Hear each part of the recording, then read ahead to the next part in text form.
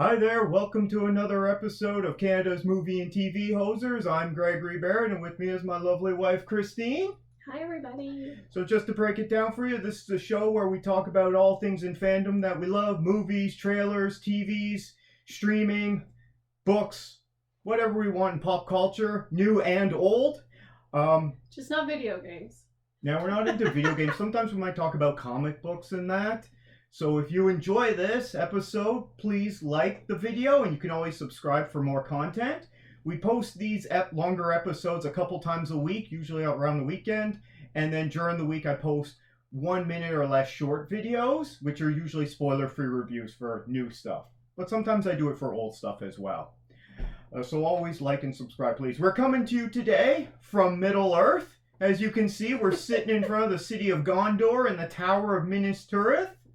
Which last time apparently I wasn't sure whether that was the one in Gondor or the one in Mordor, but that's Minas Ungol is the other tower. Well, Minas Tirith is the only place I recognized reading that book, the Silmarillion. What about the Tower of Barad-dûr? No, I haven't Or the heard Tower of Orthanc in Isengard? No, not yet. It's the only thing I've recognized. I gave up on it for the weekend. I haven't read any more of it since our last episode. We'll get to that, but we're just chilling out here in the plains in front of the city of Gondor. Hopefully nothing bad happens, whatever.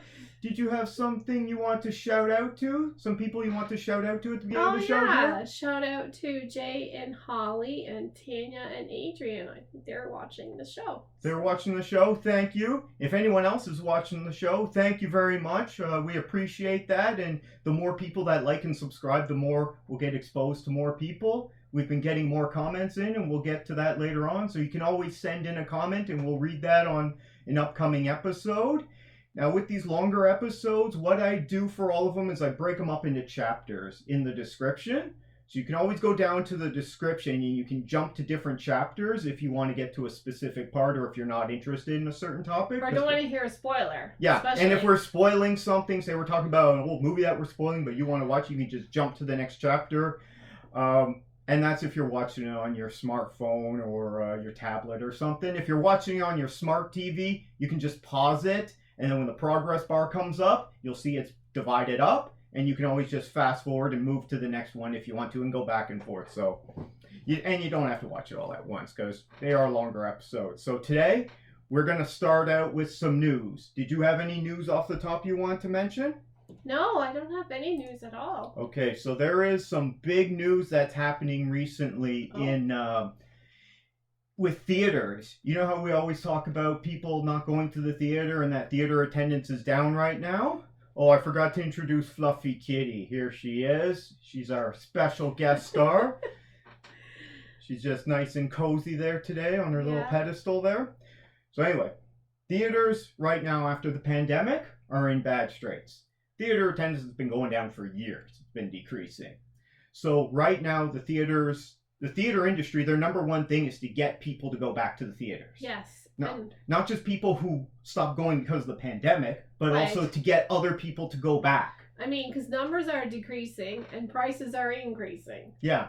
And theaters need butts and seats. Otherwise, they're going to go out of business. And if they go out of business, then the studios are going to make less money.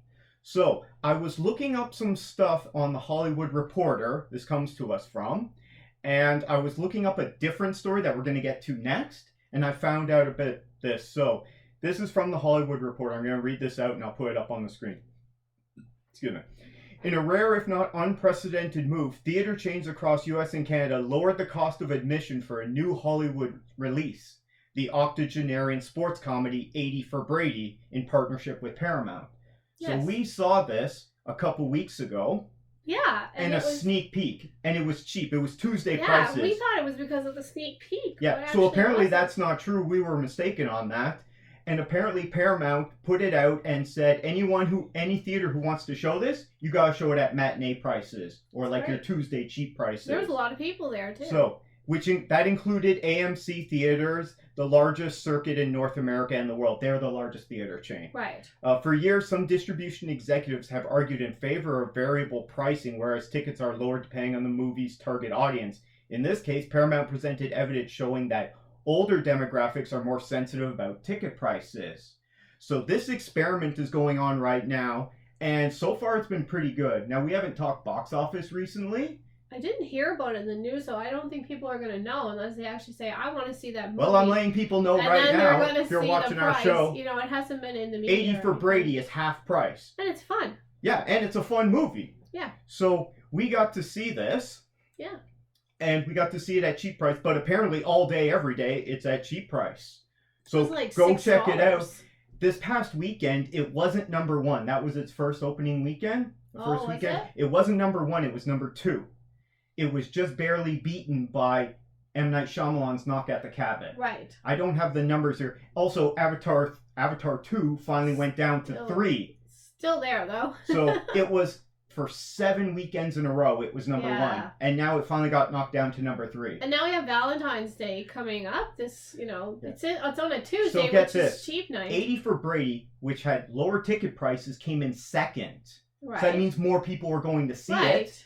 And then, after the weekend, it was barely beaten by Knock at the Cabin. Then on Monday, 80 for Brady was number 1 for that day for ticket prices. It's probably going to knock out Knock at the Cabin because, well, you saw it and didn't care for it. So this is an experiment going on. And what do you think of that? Do you think that's a good idea for theaters to lower price? I think it's a great idea. I mean, we've been going to the theaters sometimes on busy evenings, like on the weekend, and there's been hardly anybody there.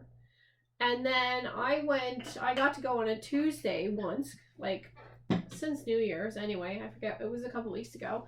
And it was packed on the Tuesday, Cheap Tuesday. Yeah, and I was so surprised, like it was packed, jam-packed. So obviously the price is definitely a motivator. It shows people want to see movies that are coming out, but the price is too expensive. Yeah, it is really and high. that has nothing to do with the concession prices, which are even more expensive. Like $14 or something. I don't even know. And then they're adding $1 extra. Here in Canada, I think regular prices are $11.99 for a regular thing. Maybe that's IMAX. Okay, so in Canada, we don't have AMC. There's no AMCs in Canada anymore. No. We, unfortunately, in Canada, we have a monopoly when it comes to theater change, and it's 95% of the screens, except for in Quebec, are Cineplex theaters. And what happens when you have a monopoly?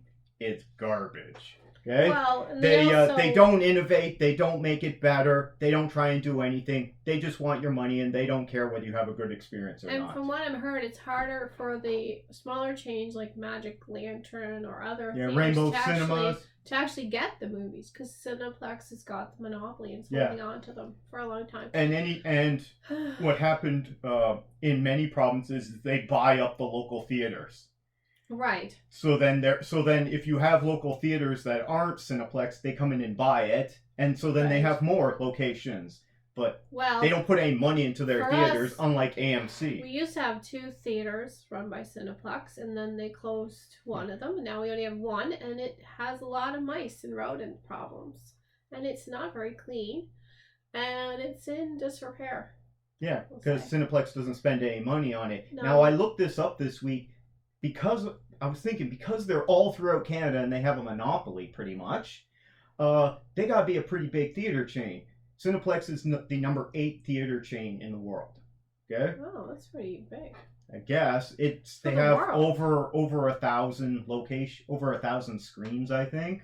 But the largest theater, because they only operate in Canada, as far as I know. That's a lot. Okay, but the largest theater chain in the world is AMC.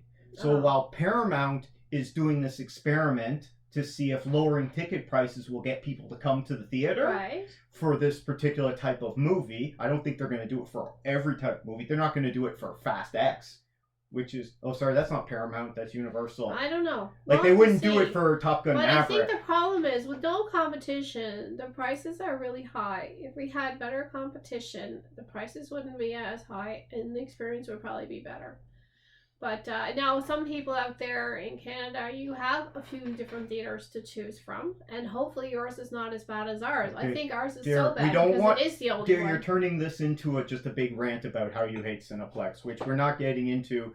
So the next story that's related to this, there's this cheap movie ticket prices, which is what the studio Paramount has done, and so they've told this to all the theater chains carrying this movie. So, also according to the Hollywood Reports in the same article, But no sooner had 80 for Brady opened over the February 4th to 6th weekend to a pleasing 12.7 million, which is pretty good, I think. Then did AMC reveal February 7th is they are implementing a hefty $1 and $2 price increase for many seats in the middle and even upper sections of the auditorium, according to a review of various seat maps by The Hollywood Reporter. The new Sightline program borrows from concert, stage, and sports industries or the airlines. The front row, however, will be discounted by $2. The news quickly put the 80 for Brady initiative on the back burner since AMC's plan to go in the opposite direction by introducing higher costs. Before you get into your rant, I'm not ranting. I'm just saying about this, here are my thoughts on this. So the number one thing that theaters need to do right now is get people back into the seats. So AMC, the largest theater chain in the world, is like, what are we going to do? We're going to raise prices. And then they're going to also introduce value seating. So what that means is all the seats that would be in the middle, where everyone wants to sit, okay, those go up by $2. Okay? And then the other seats around the sides, they stay the same. And then the value seats are like the 10 seats right at the front. That'll go down to like $9 in the US. The neck breaker seats, as some people call them. So essentially now what they have done is before you could go to the theater and anyone can sit wherever they want as long as it's allocated seating, but as long as you buy your ticket first, you can sit wherever you want. Now they've introduced the rich section and the poor people seating. And this is a terrible idea because... Classes. I don't know this guy, but the CEO of AMC is a man named Adam Aron. He's the CEO. I don't know this guy personally. He could be the nicest person ever. He could be a huge philanthropist, humanitarian. I don't know. I've never met the guy, probably never will. But he is terrible at his job. Not because of this, but because of everything. Would you like to hear a short history of how AMC has made a bunch of blunders under this guy? Or would you like me to just jump to... Okay, I'm not going to get into my diatribe about this guy's CEO. Ranting. But this guy thinks that in order to get people to come back to the theater, to save their industry, he's going to raise prices and introduce poor people seating. Great. I sent out a tweet about that this week. Commenting on an article, I was like, wow, I can't wait to sit in the poor people section. That's going to be great. Imagine you're going to take your kids there and it's like, your kid's going to ask, hey, how come we can't sit in the middle there with that? Oh, sorry, those are the rich people's seats, buddy. We can't afford that. We got to sit way up front because we're poor. For you, when I go with you, you always want to sit in the front anyways. I'm not talking about where I like to sit behind the handicap seats. But I'm talking about on the other side of the aisle. There's like 3 rows, and they're talking like the 10 right at the front. All of them are different. Anyway, regardless. So, let me finish with this. They've already received backlash on this. So, someone came out on Twitter, actor Elijah Wood, Frodo Baggins himself, okay, here in Middle Earth. He's somewhere around. He got on Twitter, and here's what he said. The movie theater is and always has been a sacred democratic space for all, and this new initiative by AMC Theaters would essentially penalize people for lower income and reward for higher income. Right. So he's saying exactly what I say. Okay, rich people and poor people.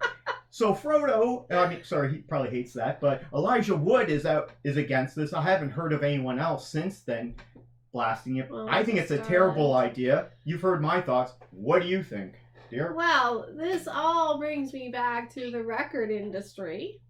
Okay. Which a few years ago had to change drastically because they were overcharging for CDs. Well, first we had tapes, and then CDs were so expensive, no one was buying them. Yeah, that's why the record store industry is dead now. Music, right? Yep. So look at this right now. We can watch all these movies we want at home on a giant screen, which everybody has, or even their small TV. It's still, you can watch it on home with streaming. Why would people go to the movies when they're charging these prices? Can they not see what happened to the record industry and realize this is us? Like, it just happened to the record industry. I told you. That's why this CEO, Adam Aron, he's not good. He's burying his industry. Well, it's not just him, because they're doing it here too. Well, it's a follow the leader approach in this industry. So if the largest one, AMC, does it, other chains like Cinemark, Regal World, Cineplex, all the others, they're going to start following suit. Like CDs were getting to like $30 each or something. You know, it was it was insane. I couldn't afford it, especially in those days. And it's coming the same thing about movies.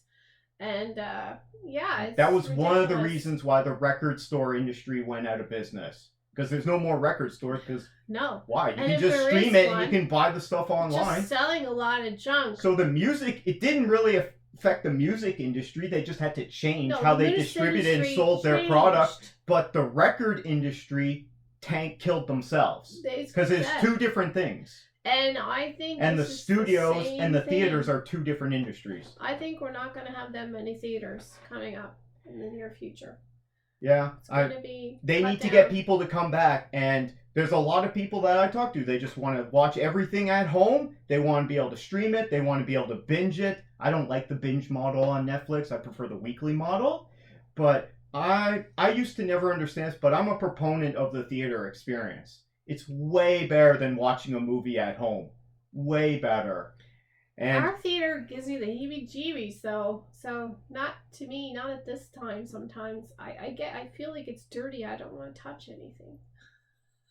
Sitting there. Yeah, that's a problem. If your theater doesn't put money into the facilities, and you've got old seats that are uncomfortable with no leg room. They're gross. Okay? No, the seats are dirty. Yeah, that's what I said. Old, poor sanitation. True. Customers pick up on that stuff and then they stop going. Personally, So if you go to the theater and you have a bad experience and the ticket price is too expensive and the concession prices are even more and you don't have a good time, don't they realize if people have a bad time at their facility, guess what? They don't come back.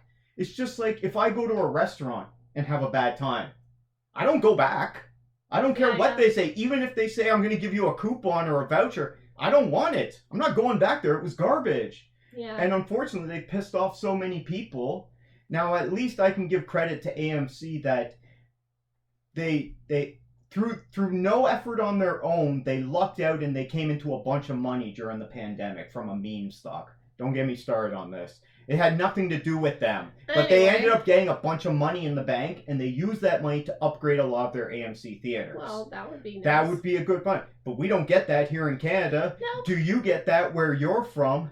So, end of the day, we got AMC raising prices and creating a disparity at the theater to make the experience worse. Meanwhile, Paramount is trying to lower ticket prices to get more people to come back. I think that experiment will work out better, and if hopefully AMC has to go back on this new policy because it sounds terrible. Who's going to want to do that? They're not making these movies. Paramount is making the movies, and other companies like that.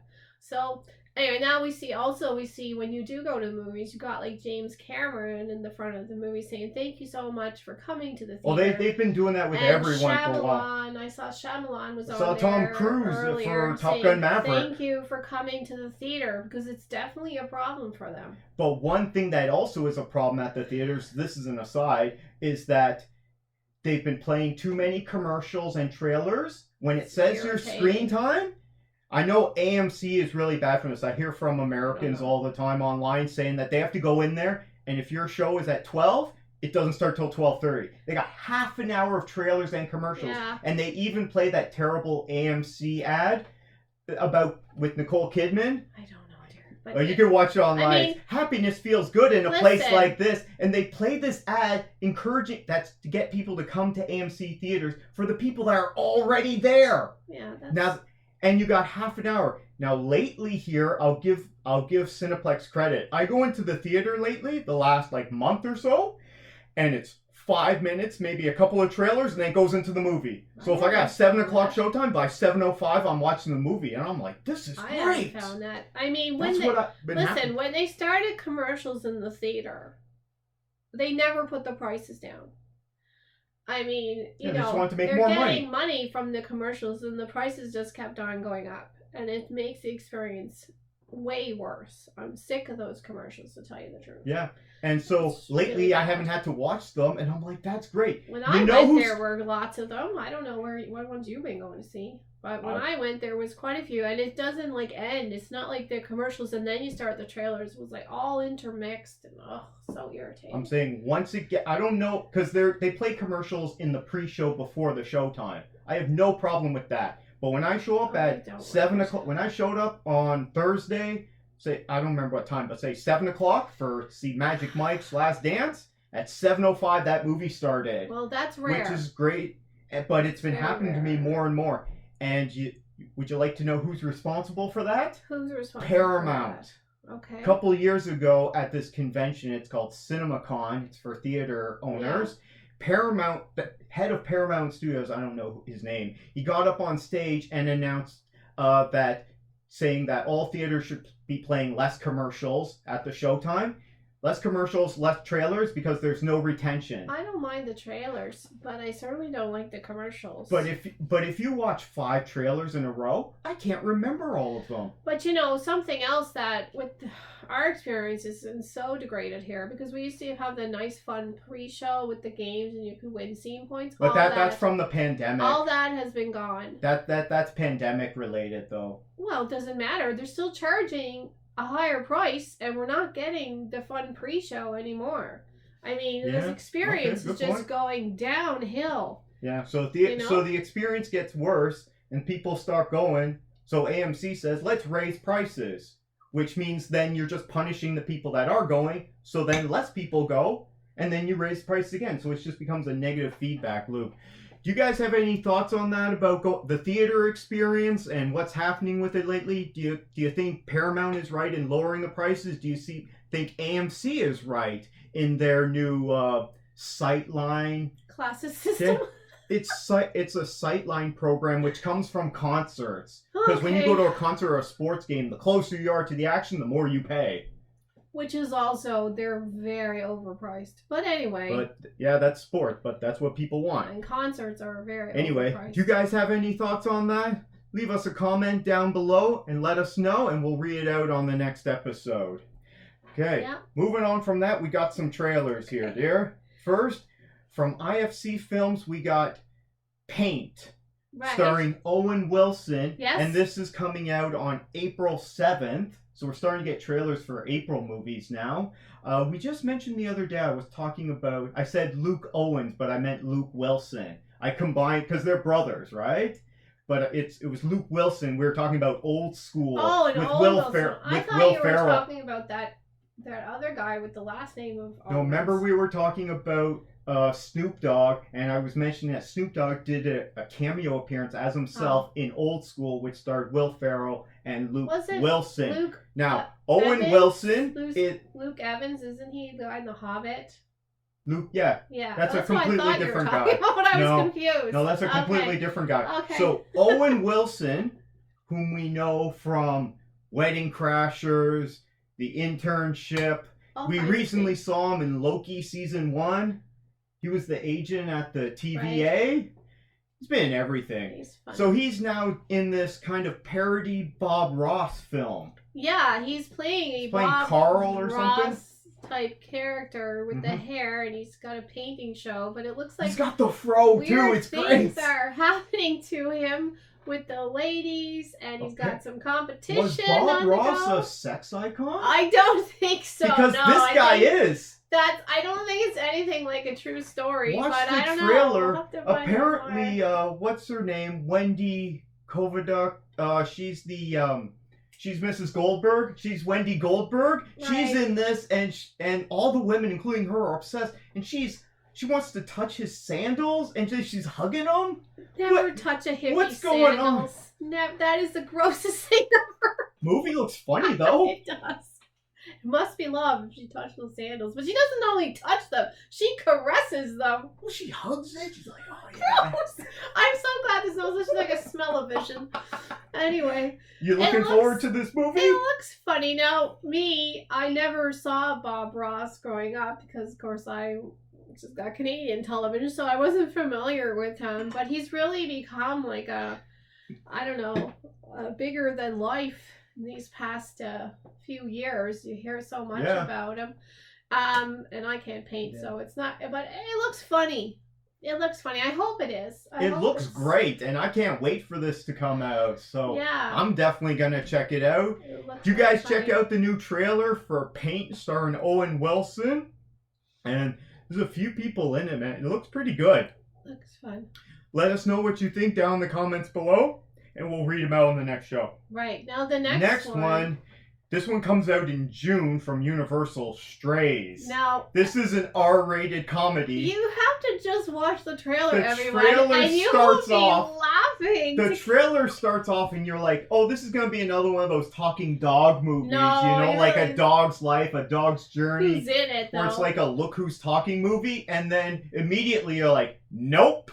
It's going in a different direction. This is an R-rated comedy. I just watched the trailer and this I was is great. laughing so hard. Now, I think it's going to be really so many good jokes in the trailer. I think it's going to be really funny. It's Will Ferrell. Yeah. Jamie Foxx. They're dogs, by the way. They're real dogs. So they're like real dogs. It's like a Benji thing. And but they talk and they... What stood out in the trailer for you, dear? Oh, it just looks so funny because the dog is obviously being neglected and it doesn't know any better. Yeah, he's got a white trash owner. And he's like the continual optimist, this dog, right? Yep. He's really innocent and there's such an optimist. And listen to this. The best in everybody. Listen to this cast of hilarious people that are in this movie, Strays. Will Ferrell.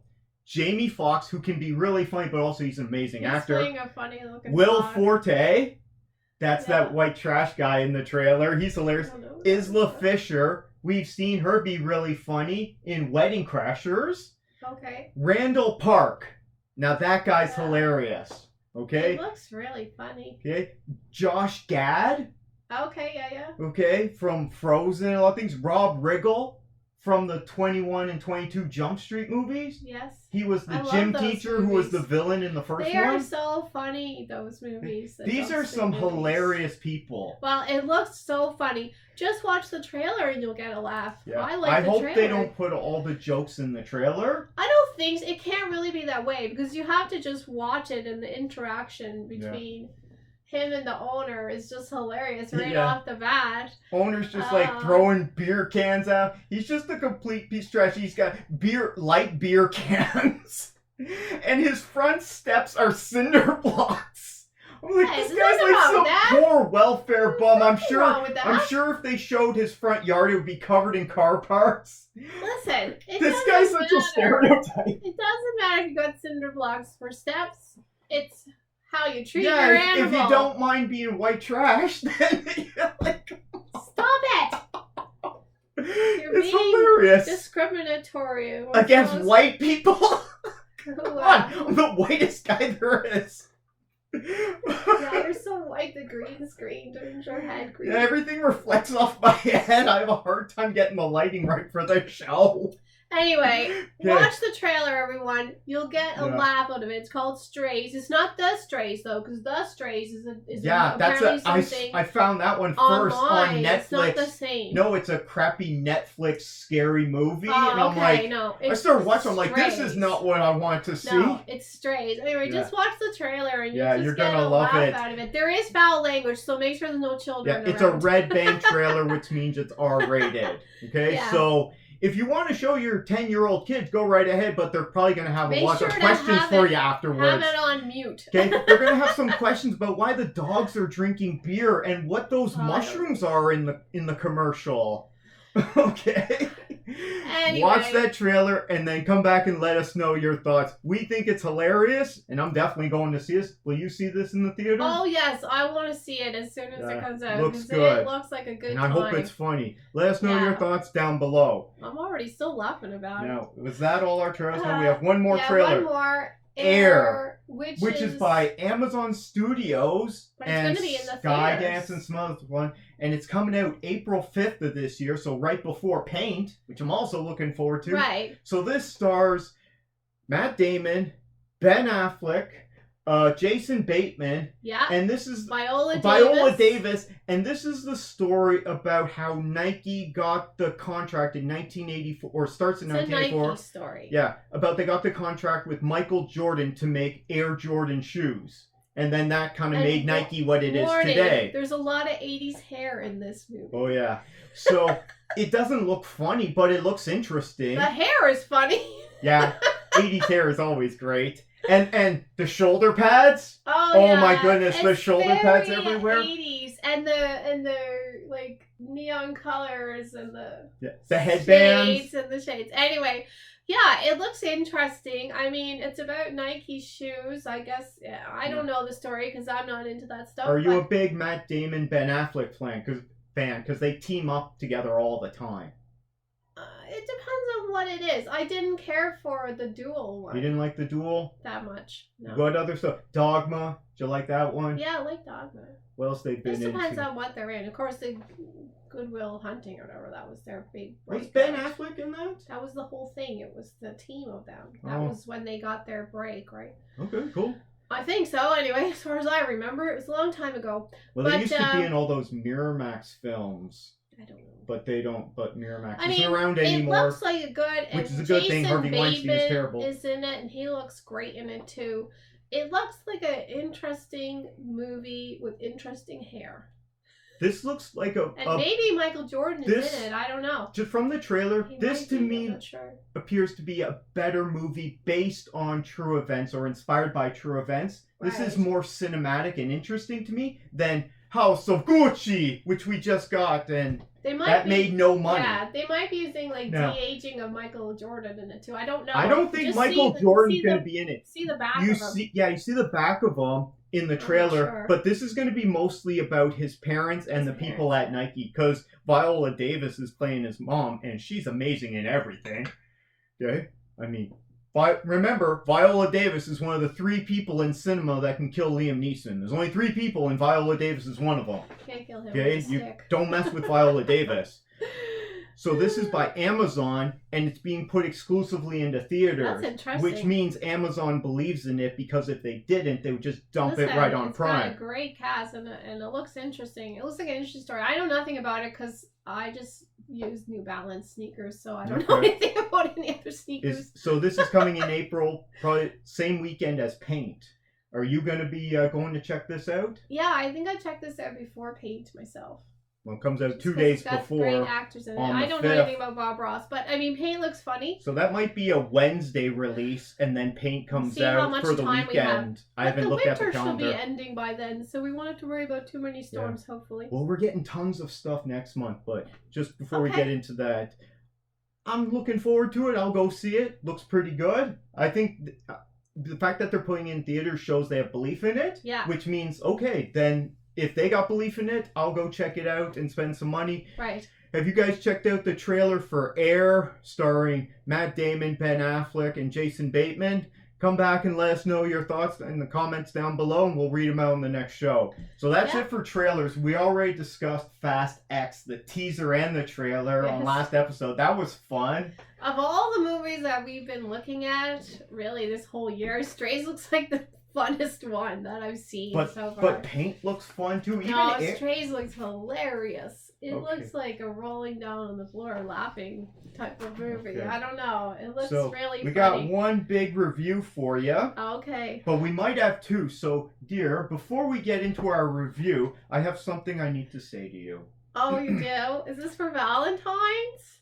Yes. The Anu Lindell. Oh, gee.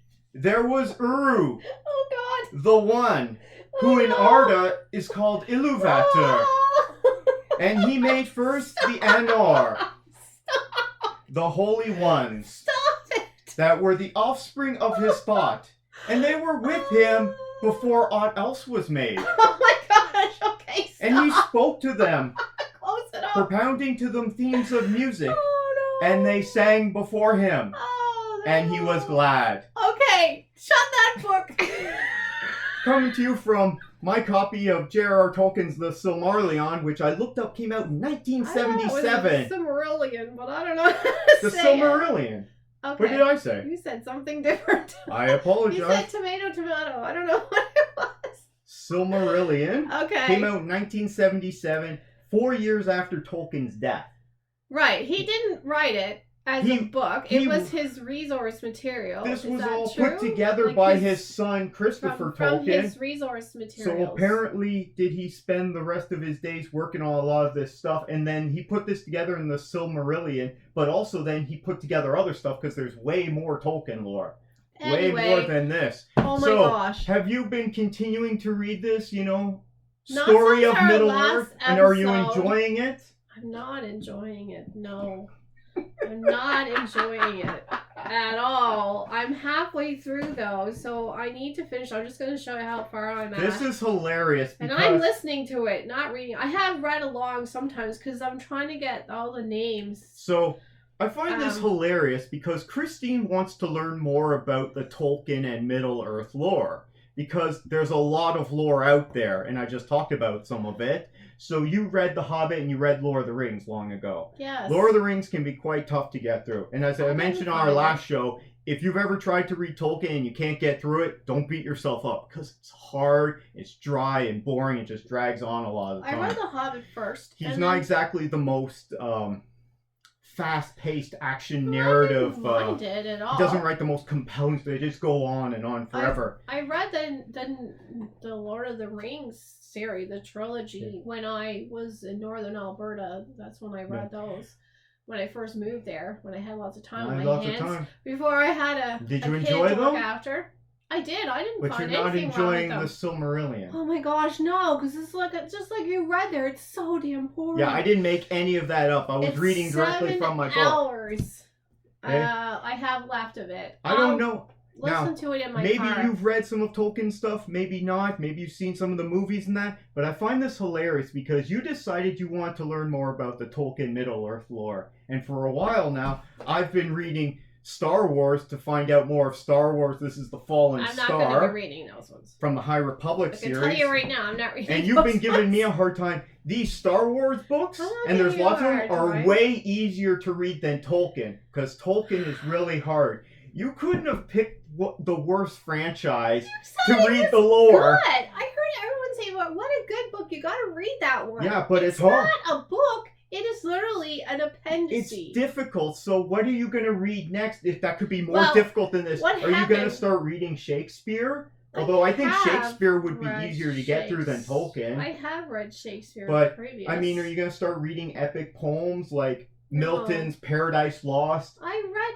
stuff like that. The Iliad, Homer's Odyssey. Those are hard to get through. I never read Dante's Divine Comedy. You ever read that? No, Don Quixote. Okay. I've never read it. If anyone's read Dante's Divine Comedy, that is a really tough thing to get through. I'm just trying to get more background on the things that we've been watching. Oh. But I'm finding this hilarious because you've picked the hardest one. But if you said it was good. Everyone said it was good. It is good. It isn't good. If you had picked any other franchise, if you had just read different Star Wars books, Star Trek, if you want to learn more about a specific Marvel or DC character, there's tons of stuff you could read. Say you really want to know more about, I don't know, your favorite character. Listen. Black Widow. For the weekend, there's tons of Black Widow stuff you can read. I listen to this when I'm mostly driving in my car. But since Friday, I switched over to music because I just couldn't take it this weekend. I'll try to go back to it this week again. I'm looking forward to you reviewing this more next episode, okay? Want to hear more of your review. And until you finish reviewing this, I'm going to keep reading to you from it. Oh my God. Please stop. It is terrible. Okay. Have you guys read the Silmarillion or any of other Tolkien works? Or tried to? Because there were times when I started to read some of them and I couldn't get through them. Let us know down in the comments below and we'll read them out. So getting back to Tolkien and Middle-earth, we finished my 4K extended version of the Lord of the Rings trilogy. Yeah, it only took us like 3 weekends. Yeah, we watched The Return of the King, which came out in 2003, the extended version that is 4 hours and 11 minutes long. Wow. So it comes on two 4K discs. It doesn't fit on one, and we had to watch it in 2 parts over Friday, Saturday night because both discs were over 2 hours long. And each one is 2 discs. Each one is 2. So we watched it. So there's a lot in this movie. I posted on Twitter that you can argue that there is 5 there's definitely 5, but you could argue there's 6 or more endings to this movie because there's so many endings. Well, there's and, summing and it I all think up. I think he could have ended it right after like they blew up the ring and then they're on the side of Mount Doom in the lava and they'd be like, I think he wanted to end it there, but then they're like, no, it has to be happier. That's too sad. It's like they're all gonna die. Then he has to write more, and then they have to write more and more. It tidies it up. Oh man, there's so many all endings. Your questions are answered, which I like. But questions. It's not really a happy ending. It would be better to leave the ending, and I know it's mostly accurate from the book, except for the Saruman stuff in the Shire. Because I've read those books more than once, and yeah, they're hard to get through. But there's so many endings, you could have just ended it, and then it could have been left to the interpretation of the audience. If the filmmakers wanted to do it, they could have ended it right with Frodo and Sam on the side of Mount Doom before you even. This movie is 20 years old. You gotta warn and this story is okay. If you haven't seen or read The Lord of the Rings by now, and this movie's 20 years old this year, that's on you. That's on you. This is spoilers. Yeah, but I mean, in the end, it is not a happy. Is from the 50s. It's not really a happy ending in the end because Frodo has been attacked, and his wound really hurts him, and so. He basically has been touched by, I don't know, basically he leaves and goes with his uncle and goes with the elves and Gandalf, they all leave. So he leaves the Shire, the place that he loves the most, because when he comes back, he's not the same anymore. And like he says, things are not the same as they were. So it actually isn't really a happy ending, it's a sad ending. Yeah, it's supposed to be sad, so they keep tacking on more and more happier endings. Okay, like it. This book, Return of the King, came out on October 20th, 1955. Okay. If you haven't read it by then, and I spoiled that for you, that's on you. Well, there's young people that are just starting out that weren't born in 55. They have to get to it. They're just discovering. It's like, you know the ending of Moby Dick before, like, because no one actually reads the book, but everyone knows the ending of Moby Dick. Anyway, just one of those literary classics. What's the ending to Hamlet? Everyone knows. Anyway, whatever. I liked it. I like all the ending parts. I like the summing up because basically that whole chapter of the world is over. That's what it's saying. Because as we learn, there's many chapters. The end of the third age. It's the end of the age, and it's summing it all up, and it's now the age of men, and it ends with that. And the fourth age, it's the age of men. So I don't have a problem with it. I really enjoy it. Going back to my point about that I was talking about last weekend, all 3 of these movies and the other stuff that he wrote, this is all just history. He has taken the world that he lived in and use the history of the world and put it in this fantasy realm. Again, you're writing your research paper on this. No, I'm serious. It really is. All the people in it and like even events, it represents stuff from his world because J.R.R. Tolkien is a man who lived he lived through the First World War, the Great War, and then he lived through the Depression. Well, I don't know. And then he lived through the Second World War. I'm assuming, and he lived through post-war Europe. Okay.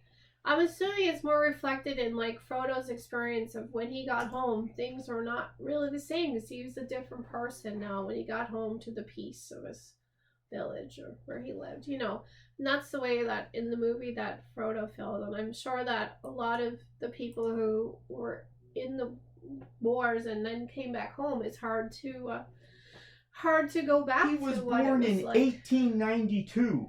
This guy was born during the period of European imperial powers. 2 years older than my grandmother. When royal monarchies ruled Europe still and created empires, okay? And then he lived in that time period.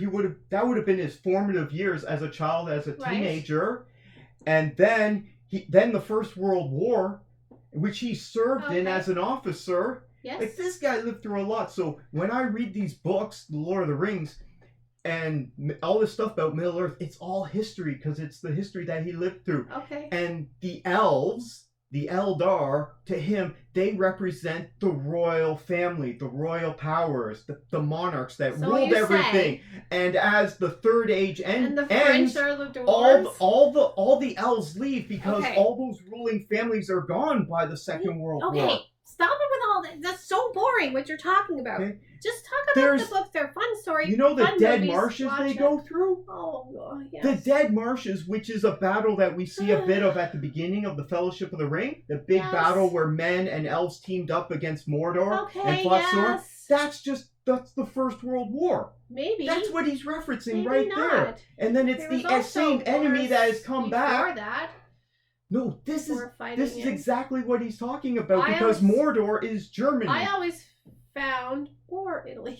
No, it's Germany. Isengard that- is Italy. That Dead Marshes thing was so creepy. I always found that was very creepy. But regardless, yeah, this fella, he was 2 years J.R.R. older than Tolkien. my great grandmother, and she lived to be 103. And she talked differently than anybody I know. Just even her way she used her language, it was so strange and foreign from everybody else. I'm telling you, It's a different era. I'm not wrong on this. And I don't know if anyone's written a paper about it, but I should Write write your a paper on yes, it. go write your because paper. Don't, you're boring us with this stuff. it's all history. And does anyone else see this? I mean, the Kingdom of Gondor has got to be the British. Okay? Why? And the people, Why the can't Rohan, Rohan they be could be British? the Commonwealth people. So that could include They're the Canada and Americans. India. They The came Americans in are at the last minute. Are the Eagles that came in at the end and rescued the Hobbits. They're the Eagles. And they came in The Hobbit too and helped out. God, okay, And that's stop also it. First World Stop War it. references. Shut up about this stuff. You're driving me nuts. That's Okay. all conjecture. Do you have anything else you want to add to the Lord of the Rings Return of the King movie here? They're good movies. Because I could go on. Watch him. Tell him to shut up about this. He's driving me nuts. Have you guys seen the Lord of the Rings movies, read the books? Do you agree with my theory? Because I know I'm right on this. Let me know down in the comments below. We want to hear from you. Or if you agree with Christine, you don't quite believe my theory yet, let us know as well. We're going to read those out on the next show. Well, Because you I know, know I'm yeah. right on this Lord of the Rings He'll put theory. his paper on Twitter. You can read it. I could just look it up on Reddit, and there's probably like a dozen articles okay. on it already. No more. Okay, that's it on that. Okay. Done with that. So that was our review. I think that's all of our reviews for today. Okay. But before we go, we got some comments. Okay. Oh, I'm telling you to shut up about the dwarves being the French. They are. Not. They're the dwarves They're represent the not. French. I'm not saying French people are dwarves, not at all. Okay, but in this story, the French, not Quebec, are represented by the dwarves, the dwarf Other than kingdoms. for truffles. Anyway. And I'm not trying to be mean or insulting to anyone. We got some great comments, so we got another. We did. Yeah. So we got more subscribers. Okay, so in response to my Magic Mike's The Last Dance reaction video that I posted, Right. I gave this a worst movie ever. I was trying to be nice in my reaction video. They So don't I'm not like, this understand movie your- was garbage, don't see this. They don't understand your best movie, worst movie ever. That's weird the rating internet system. rating It's system. your rating system. So anyway, in response to that video that I Yes. posted, Gugu Lisa Damani, hopefully I'm pronouncing that right, said, it was junk. I'm like, yeah. Okay. I replied, yep, it was. That's a better rating. You're right. I didn't think it was that good either, but I did say it was too long in that. Then I got 2 comments from someone. Over the Hilly commented and said, movie sounds trash, but if you want to go on date, might as well be there, will be less watching. And then crying, laughing emoji. Movie sounds bad, to be honest, especially when Channing is the actor I didn't expect, but it is what it is, smiley face. Yeah, thank you for that comment, Over the Hilly, as well. Thank you, Gugu Lisa. Appreciate that. It. I responded by saying, you're right. I gave it a worst movie ever rating on our episode. Yes, I was trying to be nice in my reaction video, smiley face.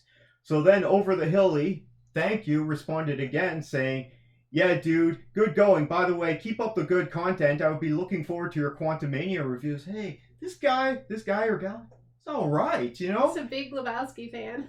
We got, not only is this person Over the Hilly, thank you for Dude. sending in those comments, but you're nice enough to watch our ramblings, especially me about the Lord of the Get Rings. through this one about you and your Lord of the Rings You said series. we're producing good content. Thank you very much. We appreciate that. And Fluffy thanks also to appreciates it. Gugu Lisa for her comment.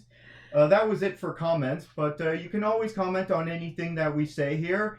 And how else can people get in touch with us here? I have some ideas for this. I have the card. Oh, Fluffy's So, waking up. How can people email us? They can email us if they want to at CanadaMovieTVHosers@gmail.com. So let me interrupt here. I was thinking that if people want to suggest topics for us or pieces of media for us to review, like if you have a news topic you want us to talk about, or like if there's an old movie that you want us to talk about, if we can check it out, we'll review it. No more Tolkien books. Send us an email for that.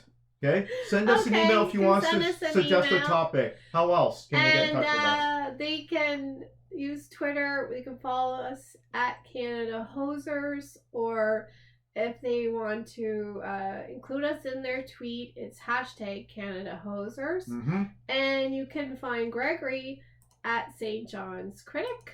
Yeah. And we encourage you to like and subscribe. Yeah, that always helps us out.